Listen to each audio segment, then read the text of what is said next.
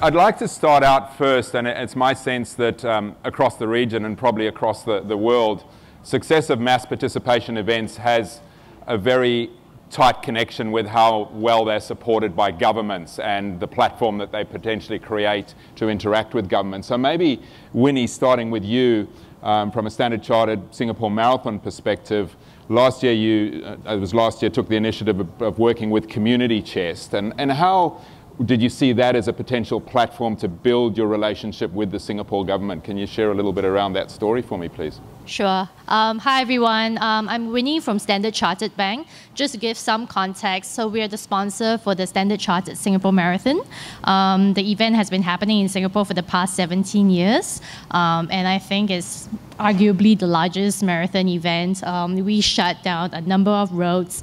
We have full road closures for the runners. And I think when you talk about governmental partnerships, the logistical aspect, that itself is a massive undertaking as well. But I think when you run a mass participation event like the marathon, and it comes on year, and for a grand game that lasts for the last 17 years, it is about the engagement of the community. And in that perspective, from a Community Chest angle, it's about what do we want to do with the different, how should I say, different pockets of people who may be runners, or perhaps people that we can help through perhaps fundraising, through engagement. So Community Chest, just to give some context, is the official fundraising arm for the Singapore government. They have a very huge war chest, but there are as many causes that they want to support and they need to support. So for the bank itself, as a community partner, as part of our CSR, we support a lot around aging issues, senior citizens in Singapore. I think the context around that is, in Singapore, the population statistics is rapidly going silver, and this has massive implications for economic, social, etc. So it sinks in very well what we do with Community Chest as part of the larger corporate stance that we take. Thank you. Maybe continuing with the brand theme, Sean, you were talking to me about your partners with events across the world, New York Marathon title, technology partner here in Singapore. You were sharing a story in Canberra with the Canberra Run about helping build relationship with the Australian government. Maybe some insights into that, please? Yeah, so, I mean, with our title sponsorships, New York, Amsterdam, Canberra was a new one last year. I mean, it's a very huge opportunity for us to engage with the local community and the local government in a much bigger way, and certainly in Canberra at a national level. If you look at, say, Amsterdam, that's a race that's been going for about 11 years now, and the level of engagement we have is really kind of put our brand on the map, and certainly with the local government. And so right up to the point where the mayor of Amsterdam is like one of the key endorsers of the race. You know, last year he was part of our media campaign. You know, New York, obviously there's a huge angle there. That's pretty much the biggest race in the world, as you're probably aware. And, you know, whether it's, you know, the social causes we support, the funds we raise, the impact we have on New York City during that week. I mean, that event itself raises, you know, tens of millions of dollars for the city, you know, 100 million potentially. I don't know the number off the top of my head. Canberra is quite unique. That was the first year we did it. And, you know, Australia, for us, there's beyond just being a partner for the race and having a footprint in the market, there's other, I wouldn't go so far as to say challenges, but there's other things related to our business model where we do have a very strong government relations program. And so having the opportunity to be able to have a profile in Canberra, engage the government, get the government involved, get key members of the government as a part of the race, bring in third-party sustainability type partners we have, like the Indigenous Marathon Foundation, together with Rob DiCasella. You know, that was front page news, how we had partnered with them and brought them to the race. I can talk a bit more about that later. Mm-hmm. But yeah, I think it's worked wonders for us, and it is a major part of our strategy in terms of our sponsorship program. And do you look back at that and say, as a result of our partnership in Canberra, we directly generated X amount of business? Can it be that measurable, or is it just part of the mix in terms of... Well, Yeah, I don't think things are quite that far. Look, I think in general, part of our strategy, you know, there's 5 pillars, and one would be customer relations. Yeah. Okay, so, you know, if you take something like the New York Marathon, we have a big program of bringing C-level executives from around the world. I think that has an impact because then they take that experience, we can kind of create content around that, they can share that within their company. It creates a story, it gains more awareness for us as a good partner. You know, I think in Canberra, we don't have a lot of government business in Australia, for example, so I think that's part of our strategy, though. So to build, you know, that business. Yeah, get more awareness with the right kind of people that's going to help, you know, develop that industry. And in general, we don't have a lot of other customers in Canberra that would have impacted us. We also partner with the City to Surf. You know, Westpac is the title sponsor of that race. They're they're a $100 million account for us. Mm-hmm. So there's a huge synergy. Standard Chartered Banks, you know, are one of our biggest accounts in Singapore. So there are definitely synergies, you know, for us and you know, working together. Thank you, Greg. I mean, looking now over on the right side, obviously you've worked right across the region. Was that the dark side or the right side? The dark side, coming from the dark side. Sitting on the dark side of the panel there. I mean, give us some of your insights of, you know, the support of government from a road closure, from a venue, from some of the challenges and the opportunities you face across the region.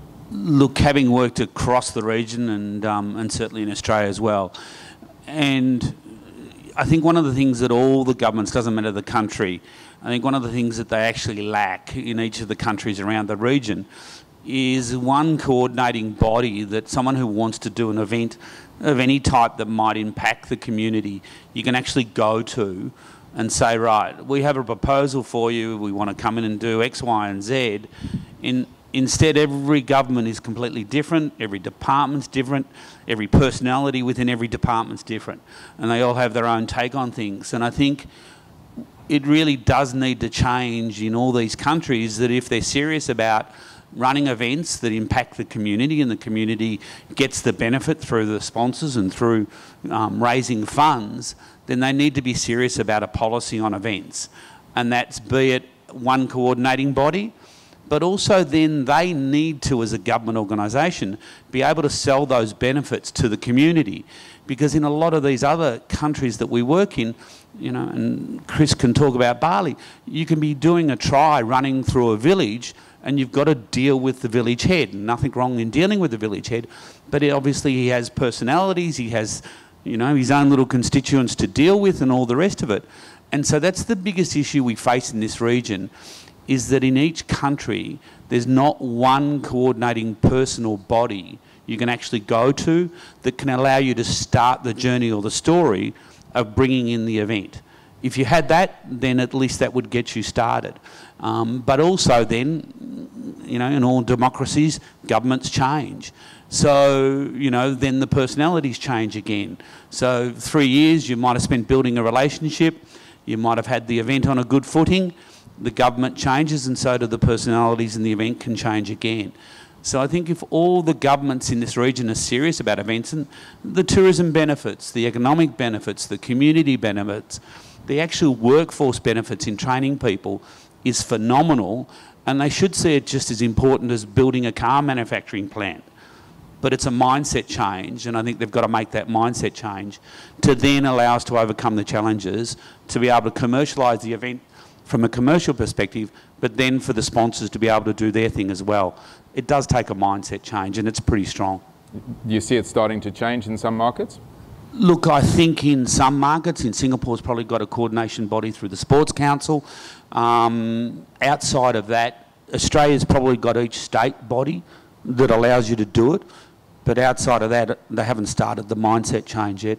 It's still, yes, we'd love a marathon, or yes, we'd love a whatever it might be that'll close roads. And then by the time you have 5 conversations and you actually say, oh, we're going to close the roads for 7 hours, and they go, does that mean actually really close the roads? And you go, yeah, that means no motorbikes, no dogs, no cars. And they go, oh, we didn't realise you meant that. So they've really got to have a mindset change, but it needs someone to come in and drive that change. Mm-hmm. I have to say that when he's talking about it, in my heart, I'm like, yes, these are all the real conversations that happen when you want to organize an event. And I speak from the heart, because for Singapore Marathon, we announced about 2 years ago that we were going to put our bid in for the World Major Marathon, to be one of the elite markets or cities to host really the top-notch event in the marathon world. It's still work in progress. I think for Singapore, we're very fortunate and very privileged that we're able to see it as not just a sporting event. It's also a community event. It is an icon for the sovereign, for the nation. And the economic value, the social value, and everything, the derivatives that you get from that, that is what a real mass participation event is about. Is about the intangibles and also about the real numbers that drive the economy. Thank you.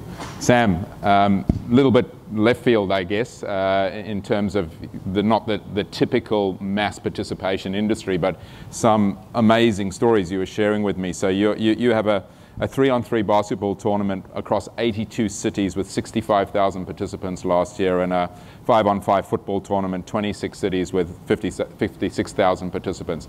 Mass participation on any level, albeit not on closed roads, but bringing communities into aspiring to be better football players or basketball players, and all those great stories. But you seem to be saying that government was less important to you because you don't have those challenges of venues and closing roads and so on. But just share with me, please, a kind of a government perspective from China and how that works. Yeah, I think just a little bit of a background. I mean, we are Sina Corporation. We've been around for 20 years. We're one of the largest digital media platforms in China. We also own Weibo, which is the biggest social media platform in China. So with those two, massive online audiences, we're able to build our own offline events business, and something that we've done for the last 4 years. And our flagship event is the 3-on-3 basketball.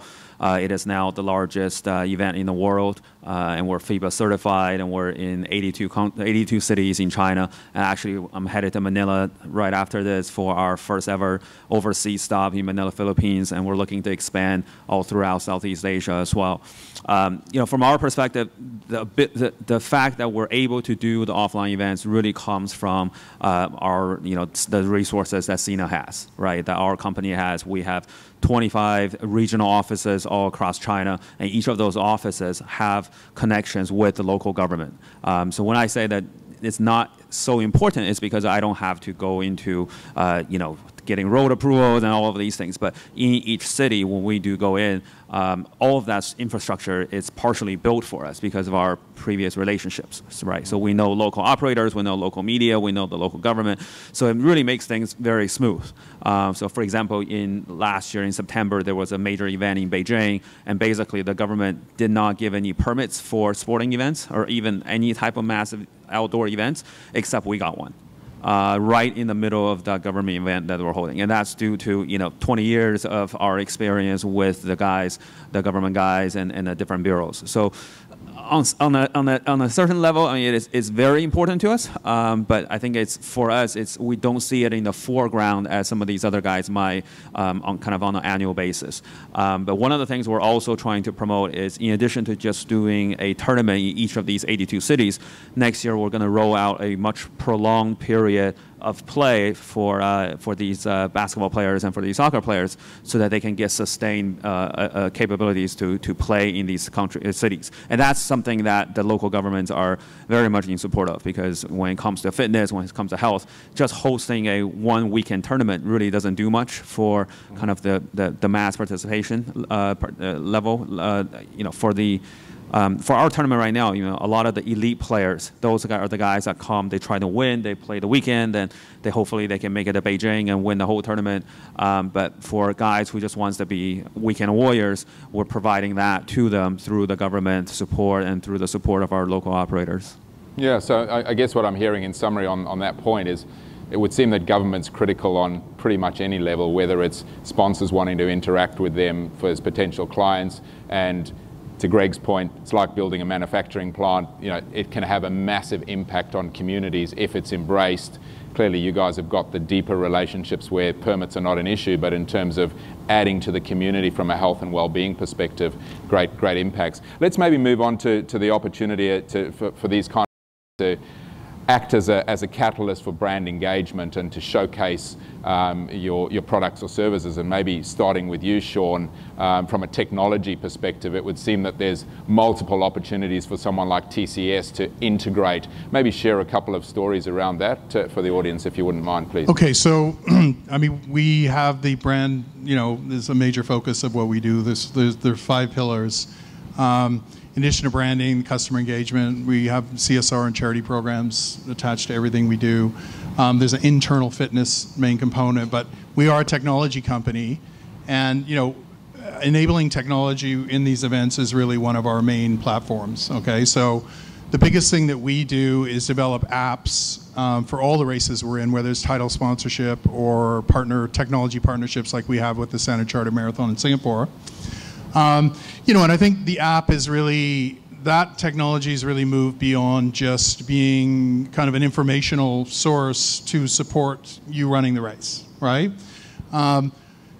Over time, the apps are evolving towards having a lot more integrated functions that are going to help you with the actual, whether it's training, whether there's promotions. I think in the big picture, where technology is really having an impact around the apps is how it's both internationalizing and better enabling a broader scope for the brand, more people to get involved, right? So it's not just about people running the race. I mean, nowadays, if you look at the apps we do, you can track up to 20 runners from anywhere in the world, right? So if you're not running the race, your friends, families, coworkers can all, you know, log in, use the app, and be a part of the race. So it's kind of elevating running as a mass participation event, even if you're not a runner. So if you look at the New York Marathon, the Virgin Money London Marathon, it was the first year, we were a tech partner last year. We had over 250,000 downloads of the app. And in New York, for example, there's only 50,000 runners.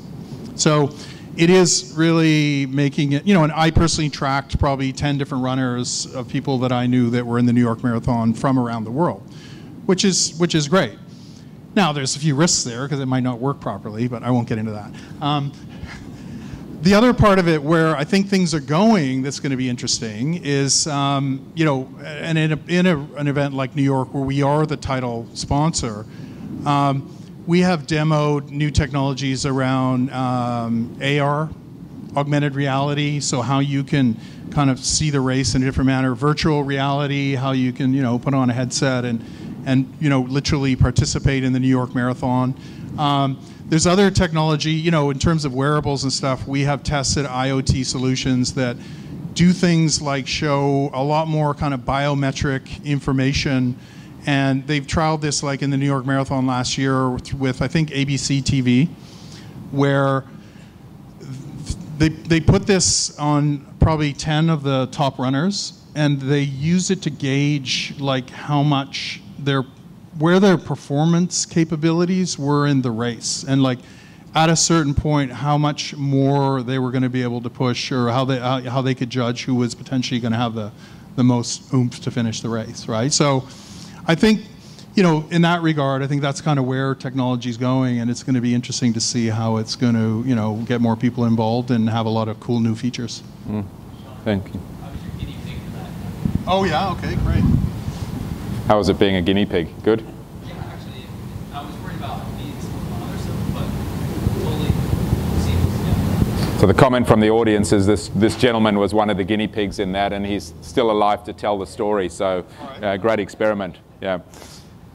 Sam, before we came in, we were talking about from a local brand perspective in China. So here we have 2 big global brands that are embracing mass participation. But you know, you shared the story of Yadia, who saw the success that you'd had with your 5-on-5 and came and asked you to create a particular tournament around their World Cup activation. So that would seem to suggest that you're doing something right, and mass participation in terms of, you know, this ongoing engagement with the community presents a great opportunity. Can you maybe share a little bit around that kind of engagement that you achieved, please? Yeah, I mean, I think for us, we're more than just an event organizer, right? We do put on the event, but using the digital media power that we have, I mean, that's really where the brands are very much attracted to our events. You know, the fact that basically, you know, every event that we are doing, we're basically #1 in that vertical in the digital media space because of all of our ability to promote and to you know, really expose that content,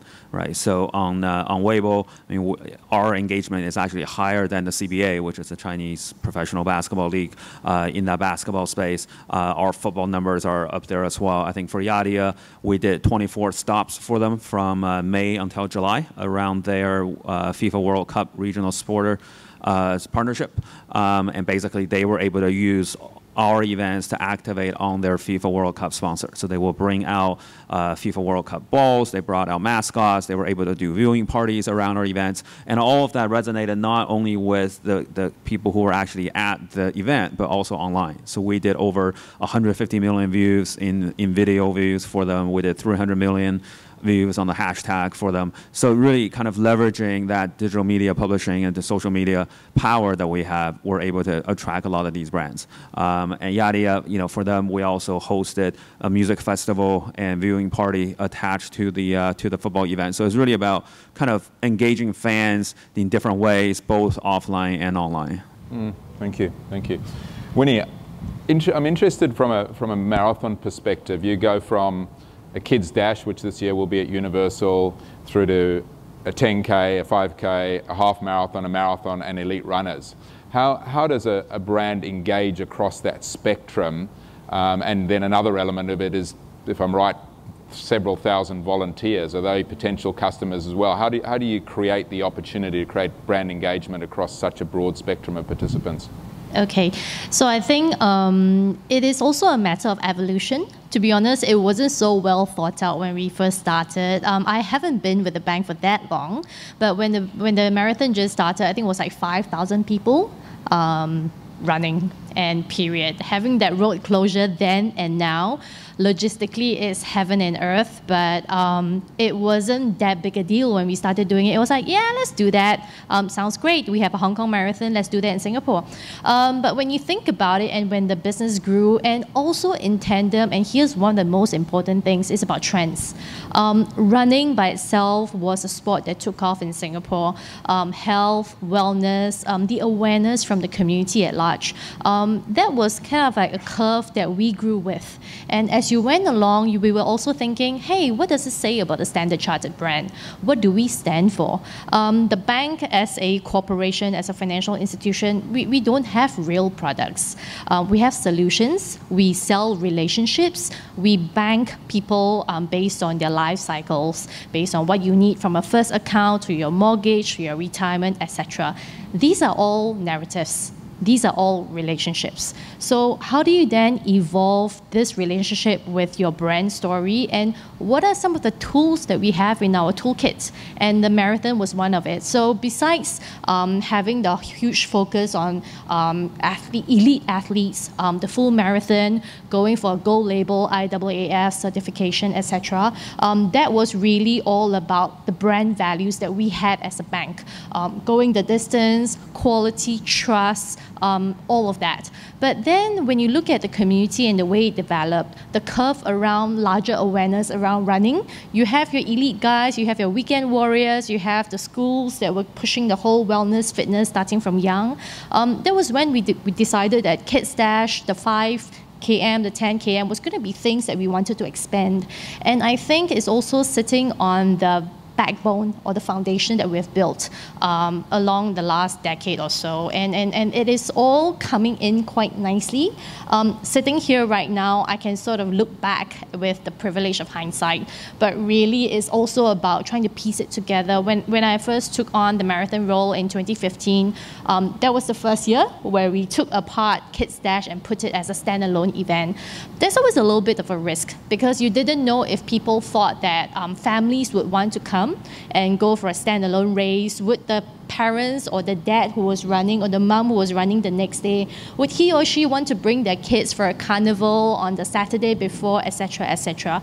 But it's really also looking at data, looking at some of the runners' insights that tells you this is what people want. What else do they want besides a quality race with good hydration and a good running experience? So I think it is about that we came and put it along, or put it together rather, and there you have it.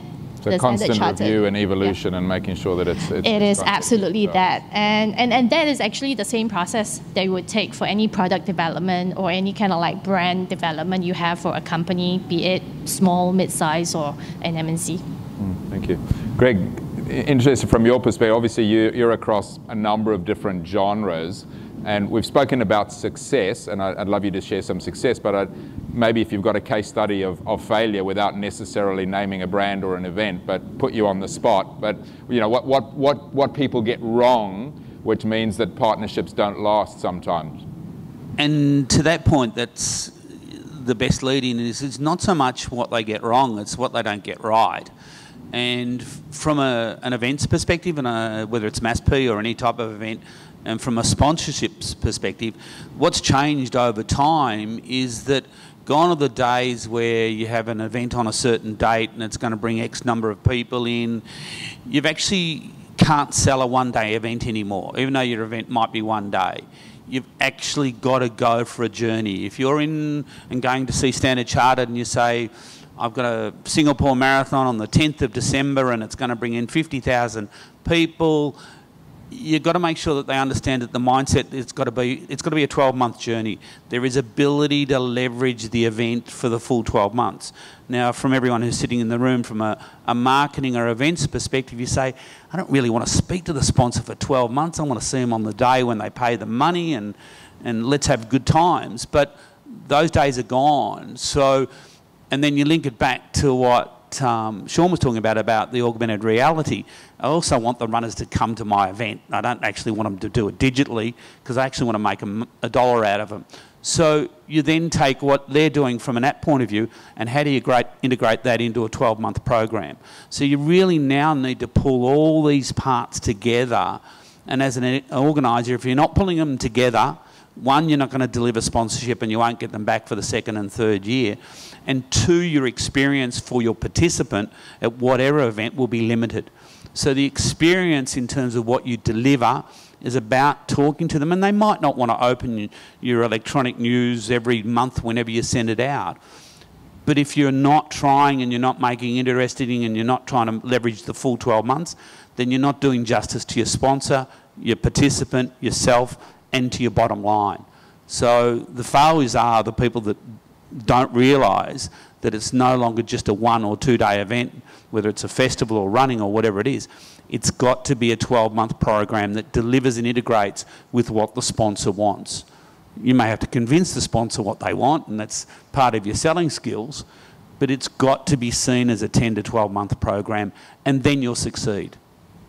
Thank you. And I guess what I'm hearing there, and you were going to say I'm something. going to say that sometimes the sponsor may not know what they want. Don't worry, I've faced many of those all around the world. Correct, yes, and that's it's in the selling skills. You've got to be able to understand what the sponsor has and what they're trying to achieve and what their market is before you go in to see them. Otherwise, it doesn't work. So I think, and one point that I think is most underrated is the whole activation and the lead up. So last year we tried for the very first time to really go in deep to engage the different running clubs at the very grassroots levels. You think that having a 50,000, 60,000 run on a day is the big feat, but it's really about the engagement along the way. And it was very interesting because it gives you what you really as a brand person want, is the deep engagement and the conversation. And that is actually really hard to get. I mean, brands pay a lot of money in order to get that and to get that insights and to get that engagement and get that awareness. And it was beautiful. So I think that's where a sponsorship, when all the pieces lined up right, that gives it that. Yeah, I think that collaboration is very important. I mean, I think we always try to find ways to bring in, in Yadia's case, obviously because with the FIFA World Cup, it was very easy to activate around that. But with Peak, who is our apparel sponsor, they have quite a few endorsement deals with NBA players. So when these guys come through to China on their tours, we try to use them whenever possible, right? So Dwight Howard just came through a couple of weeks ago, and his first stop was actually our 3-on-3 basketball Beijing stop. So he showed up to the event. Obviously, that attracted more audience. He was able to engage with a lot of the players that were playing during that event. And then, that's something that goes viral very easily online, and that gives Peak very much a exposure, not in terms of just their relationship with us, but also their relationship with Dwight, and the fact that Dwight is in market and activating and doing all of these things and releasing new shoes and all of those things, and we can help them with that. And I think that's really important. Sometimes when you say brands don't know what they want, I mean, for Peak, they didn't really think that that's something that we could do, right? So as a traditional media, all we would have done is go write a one-piece article about the fact that there's an NBA star in town, but we did a lot more than that through our relationship with them. Thank you. So I'm hearing it's definitely a great platform. It's about partnership, it's about collaboration, and it's about being very clear on objectives, which often isn't the case, and sharing and building that year-round program. And I guess evolution was the thing that you spoke about a lot. And I was interested in the marathon was part of your toolkit. So part of your integrated into your whole marketing for the year, as opposed to, I think so often you see things where it's focused around a particular event rather than integrated into the broader marketing plan for the brand. Well, that's what we aim to do. I think I can't speak for other brands, but from Standard Chartered perspective, we want people to experience through the marathon the sort of experience and values that we stand for. Like I mentioned earlier about communities and the groups that we support. It stands for what we want to believe in our CSR strategy, our community investment. So it's sort of like it needs to have, so that when I take 2 steps back, when I make a management presentation, because I think this is really important, when I make a management presentation to say, hey, I want to renew the contract for 2020 to 2020X, and I want to pitch for a World Major Marathon, which will bring my budget to this. I'm not going to ask from my management warmth and love and fuzzy feelings, right? I'm going to give them, these are some of the tangibles, these are some of the intangibles, and this is why it works, And I can't do that if I wasn't able to put that all together in a coherent piece. So it's what we do for sponsorship, it's what we do for community investment, for regular marketing, blah, blah, blah. Nice, thank you. Sean, going back to the community piece, which I think, we've spoken about engagement here with customers and clients, so on. You touched a little bit on the Indigenous runners in Australia. Yeah. That seems like an interesting story because it seemed to link a number of different parties. So you brought marathon icon Rob de Castella into it, you brought Indigenous runners, you brought the government, and you brought clients in, so quite multifaceted. How did that work, and were there any kind of business outcomes that was able to drive? Okay, so there's a couple aspects I'd like to touch on here. So yeah, that partnership, in Australia and around the world, Tata Group and TCS, which is the largest company within Tata, we are very committed to social causes. The company's actually founded as a social trust. So everything we do has got a big social angle.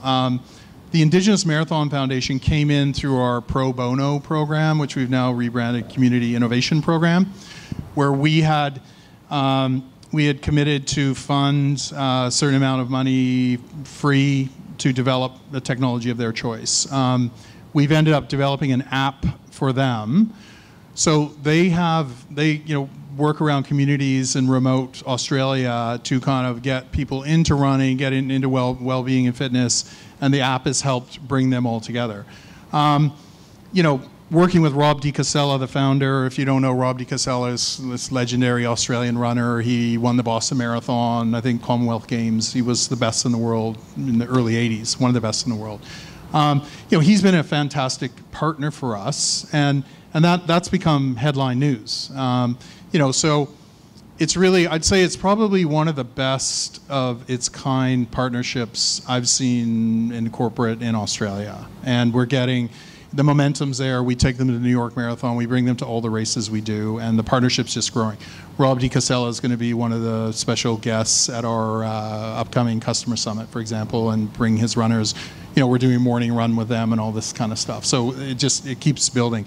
I think the other angle of community, and probably the most successful one for TCS is, you know, obviously we set out with something like the New York Marathon about 6 years ago from a brand perspective, right? But in parallel, that is really, you know, we set up an internal program called Fit for Life because our CEO, and part of the reason we got into the sponsorships like New York was because he was not a very fit guy. He took up running. It was a revelation for him. He saw what it could do for our 400,000 employees who are average age 27, leading sedentary lives, sitting in front of computer screens all days, right? So this Fit for Life program has really, it's taken this culture of, first of all, running, but then all other sports and well-being in general, like to the next level within the company. So there's just myriad success stories of people that have adopted a lot more fit lifestyle. And, you know, for example, in a company this big, I mean, the scale of the things we do, we just closed registration for something we're calling the Billion Step Challenge, which we're going to run from, I think, September 28th to October 7th or something. 200,000 of our employees are registered. So, you know, that kind of community is one that's having a major impact. And, you know, whatever they're doing, there's always a charity fundraising CSR angle attached to every one of these steps. So, you know, there's a huge social cause together with this. And that's great, and I think that leads to and there's been quite a lot of discussion here about ongoing engagement. You know, Greg spoke about the importance of a 10 to 12-month campaign, but that opportunity, Sam, we were talking earlier of actually building engagement on an ongoing basis, not just run the marathon and then forget about it, but seeing brands that are engaging it as an ongoing year-round initiative. We've got about 3 minutes left, so happy to take a question from the floor. Has anyone got any questions? No questions? All right, we might just come back to the panel then very quickly. What does success look like? For now, success would look like having yet another good event successfully run, very safe for all our runners, a great running experience, and hopefully the World Major Marathon in Singapore sometime very soon. Sam, in terms of your events? I think we're just trying to get bigger. You know, we have 82 cities, like we mentioned, but I think next year we're definitely looking for international expansion. We have appointed Media Pro as our international agency to help us with sponsorship rights, TV rights, and sub-licensing rights. And Manila is kind of the beginning for us. So on the international front, I think there's quite a lot to do. Mm-hmm. Sean? Yeah, I think improve on the events we have, distribute some of the success and the development from races like the New York City Marathon, bring them to a place like Singapore. And I think just, you know, from a brand perspective, I mean, we're traditionally not a strong brand, and I think these activities we're doing are helping raise awareness, and it'll be interesting to see how that can be measured. And you measure that on an ongoing basis? Well, okay, in Asia Pacific, we're 10% of the company. We have not done anything like that yet. Mostly anecdotal, but I think certainly New York, other London, major races like that, we are. And I think it's something we're going to globalize better and measure better. Yeah. Greg? Look, for us, success is really about the participant. Doesn't matter really what event it is from a Mass P or general perspective, but the success is measured by the participant gaining what they want to out of the event from an experience point of view. If you do that and you can deliver that through the 12-month program, through the festival on site, through all the activities and through all the marketing and make them feel special and wanted, the commercial success will come. But the success has got to be measured by the participant having the best time of their life and feeling like it's a personal experience. Yes, they can run amongst 50,000 people, but it's a personal thing. That's why they've gone and done it. And it doesn't matter whether it's a colour run or a Tough Mudder or a marathon or whatever. if the person doesn't feel like they've had success, then the event won't move forward, and then the sponsors won't be there. So for us, it's about the personal experience, and then the rest hopefully will follow. Thank you. So I guess mass participation matters because it has a great opportunity to impact communities. It has a great opportunity to build brand engagement stories, but partnership is absolutely key. So we spoke about government in the beginning. Without government support on different levels and without engagement, we heard of a great, you spoke of your Rob de Castella thing. That was a multifaceted partnership, and I think it's one of the things that I quite often see in events, that the partnership is between the title sponsor and the rights holder, as opposed to a number of the stakeholders that are involved in the event. So engaging with government in partnership, engaging with the different other event partners creates the opportunity to build communities and create ongoing engagement. And most importantly, it's about the experience. So you can build all year round, you can have great engagement, whether it be digital, whether it be content, but you mess it up on event day and there's a stain that damages the rights holder and the brand. So you know, a tricky space, but great opportunities to deliver. Yeah. Thank you. Winnie, Sam, Sean, and Greg, thank you very much. Chris. Thank you, ladies and gentlemen.